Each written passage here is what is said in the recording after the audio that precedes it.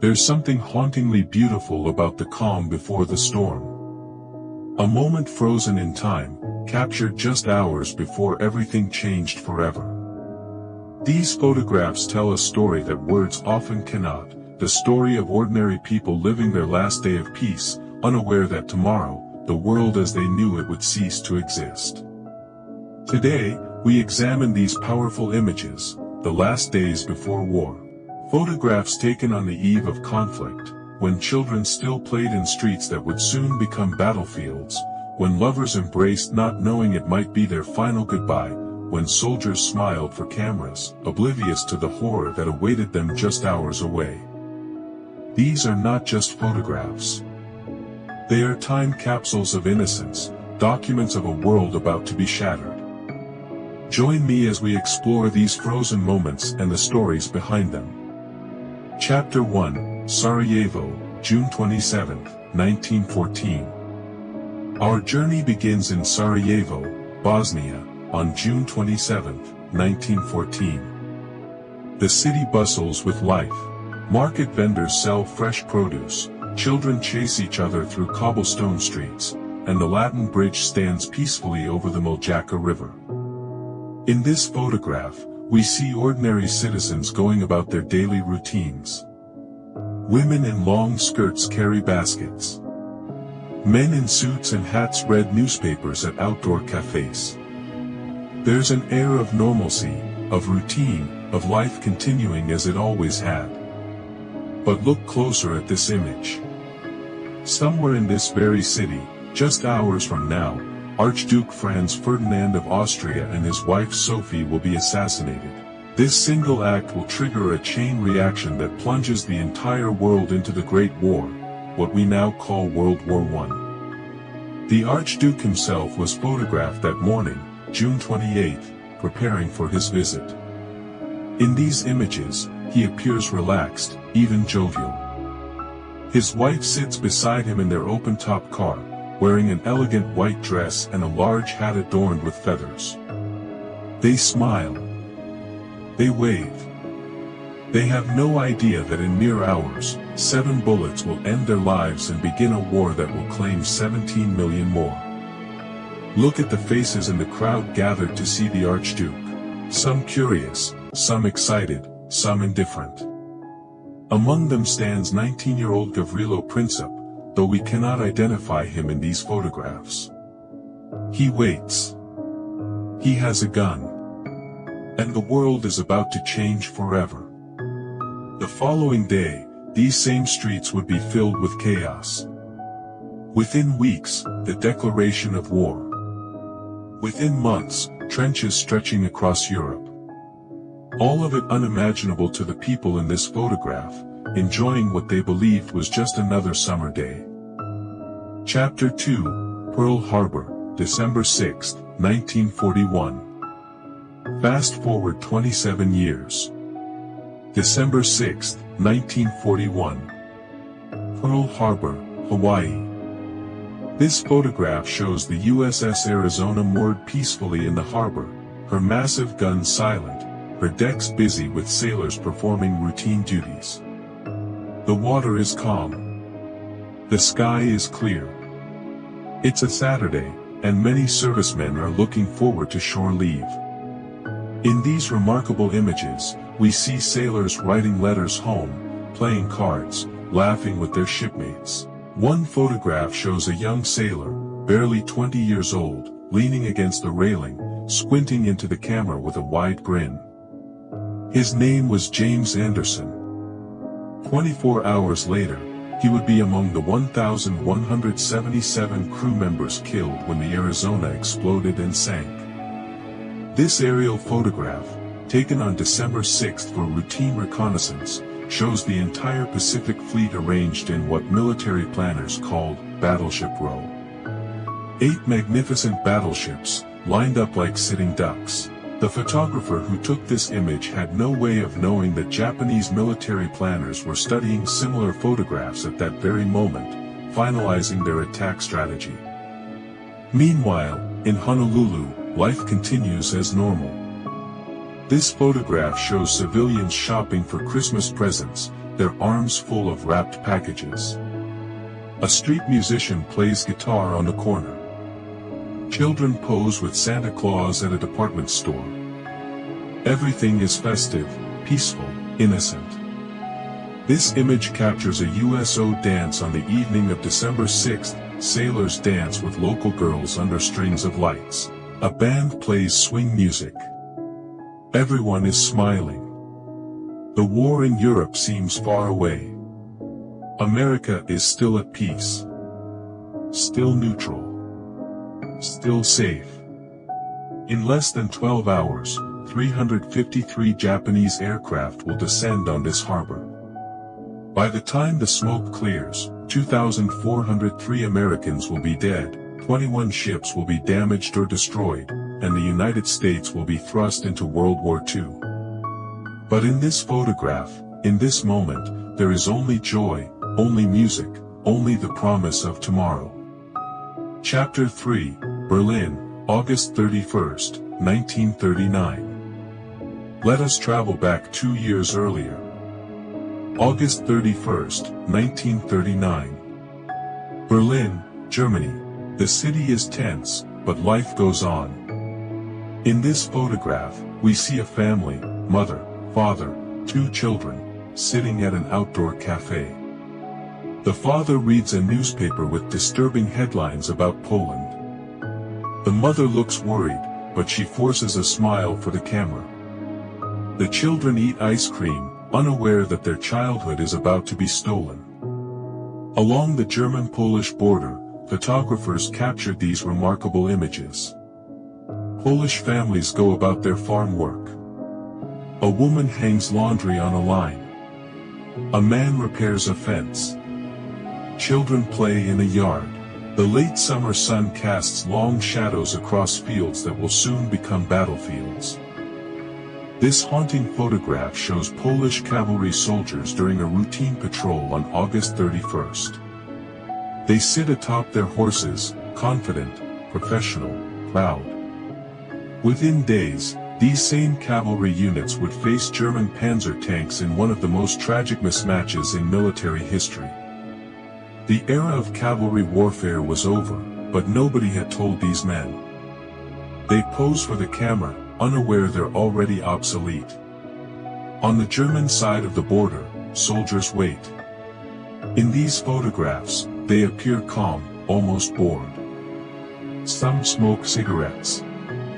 Others write letters. A few play cards.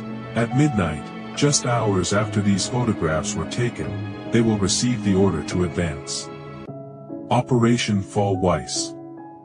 The invasion of Poland. The beginning of World War II. This image, taken in a small Polish town on August 31st, shows a wedding celebration.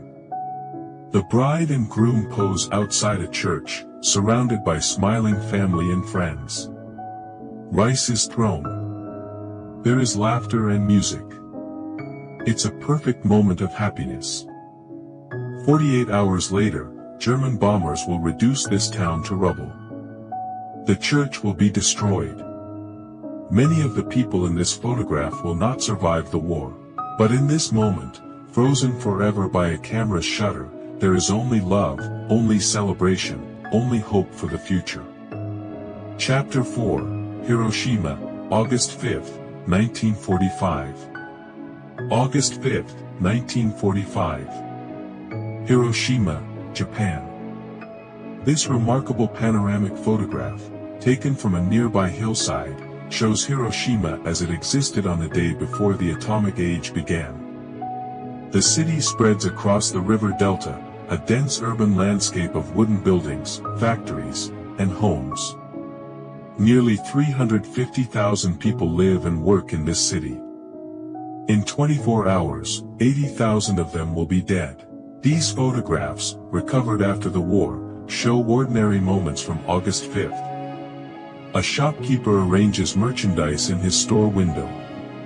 A mother walks her children to school. Office workers commute across the AIOI Bridge, the distinctive T-shaped bridge that American bombardiers will use as their aiming point. This image is particularly heartbreaking, It shows a group of school children gathered in a playground, participating in what the Japanese called volunteer labor, clearing fire breaks to protect against conventional bombing raids. They're demolishing buildings, creating empty spaces that officials hope will prevent fires from spreading. The bitter irony, they're creating the very conditions that will maximize the atomic bomb's destructive power. Open spaces mean less shielding from the blast wave. These children, working to protect their city, are unknowingly sealing its fate. Most of them will not survive tomorrow. Meanwhile, on the island of Tinian, 1,500 miles away, this photograph captures the crew of the Enola Gay. They pose in front of their B-29 bomber, still unnamed, still untested in combat. Colonel Paul Tibbets, the pilot, stands in the center. He looks serious but composed. He knows what his mission will be tomorrow. He knows he will change the world. And here, in a guarded facility on Tinian, sits Little Boy, the atomic bomb that will be loaded onto the Enola Gay during the night. It looks almost ordinary in these photographs, just a dark cylinder with stabilizing fins. No one looking at this image could comprehend the power contained within this device. The equivalent of 15,000 tons of TNT. The ability to vaporize an entire city in a fraction of a second. This photograph, one of the last taken of Hiroshima before the bombing, shows the city at sunset on August 5th. The light is golden. The sky is clear. Smoke rises peacefully from cooking fires. It's beautiful. It's serene. It's the last sunset of the old world. Tomorrow, a new age begins. The atomic age. And nothing will ever be the same. Chapter 5, Common Threads. What connects these photographs? What common thread runs through these frozen moments from different times, different places, different wars? Innocence. In every photograph, we see innocence. Children playing, unaware that their games will soon be interrupted by sirens and explosions. Young soldiers smiling, not yet understanding what war truly means. Civilians going about their daily routines, unable to imagine the horror that awaits them. Love. We see love in these images. Couples holding hands. Parents embracing children. Friends laughing together.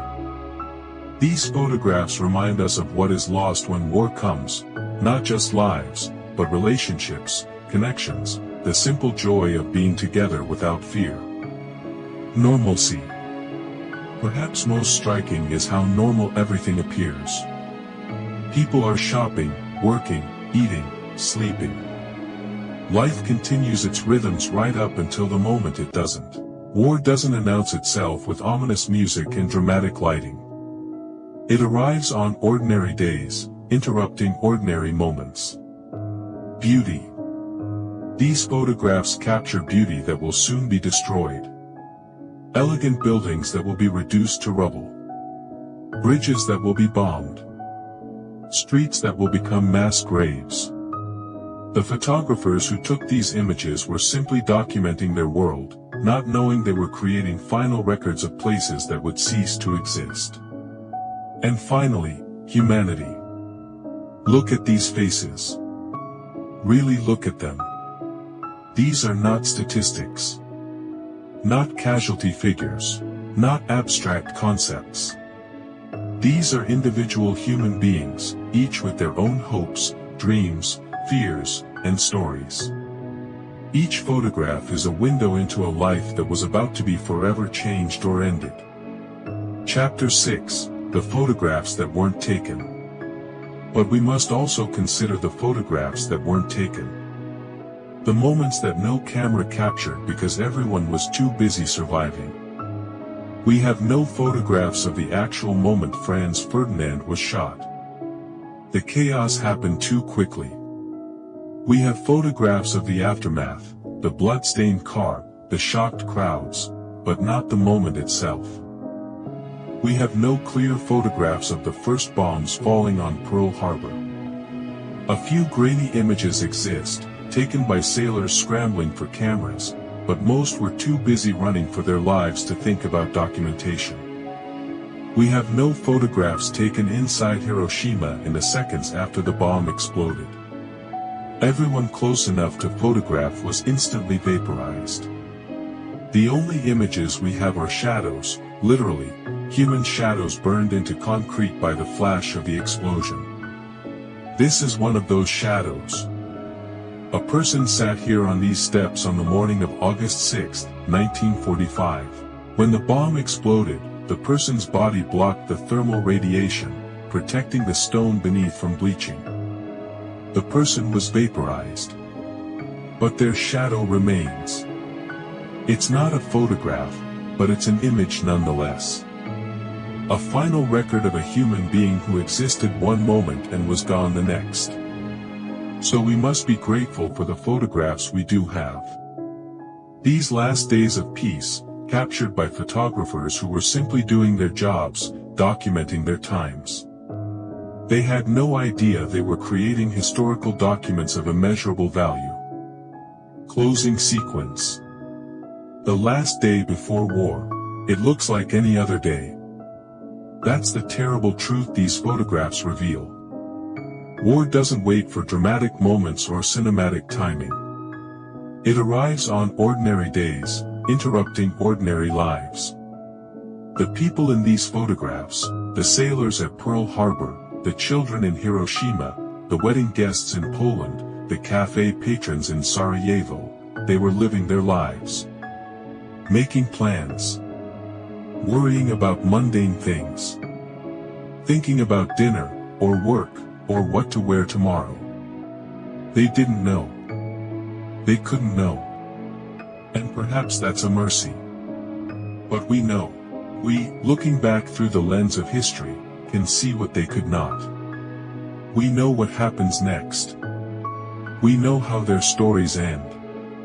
And that knowledge transforms these photographs from simple snapshots into profound meditations on fate, on chance, on the fragility of peace. Today, you can visit these places. Stand on the Latin Bridge in Sarajevo. Walk the docks at Pearl Harbor. Visit the Peace Memorial in Hiroshima. At each location, you'll find monuments, museums, preserved artifacts. But you won't find the world that existed in these photographs. That world is gone forever, destroyed in the wars that followed these final peaceful moments. These photographs are all we have left, frozen moments of a world that no longer exists. They remind us of what we lose when we choose war. Not just lives and buildings, but something more precious, the ordinary, beautiful, irreplaceable moments of peace.